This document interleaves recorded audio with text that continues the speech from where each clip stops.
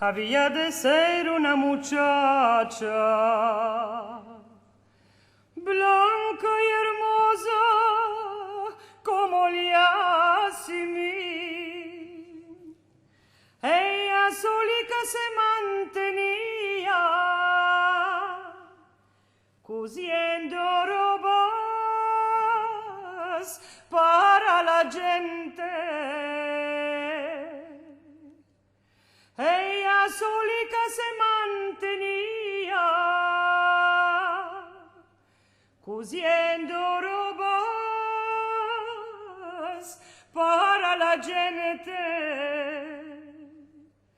Un día el hermanico le decía: hermana mía, luzia de mi corazón, tu hermosura me quita loco,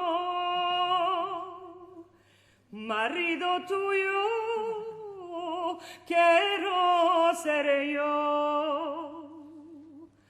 Tu hermosura me quita loco, marido tuyo quiero ser yo. La hermana le respondía: hermano mío, cruelo de mi corazón, 1000 veces más prefiero mi muerte, ma de tu sangre manacharme no. 1000 veces más prefiero mi muerte, ma de tu sangre manacharme no.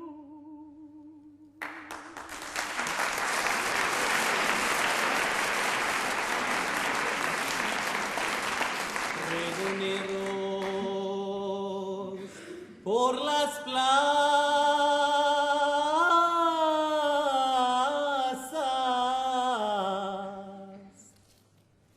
hijo del rey que envería,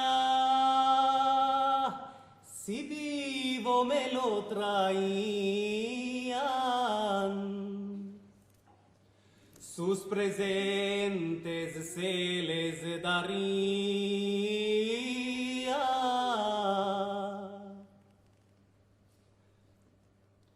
Camisa de Holanda lleva,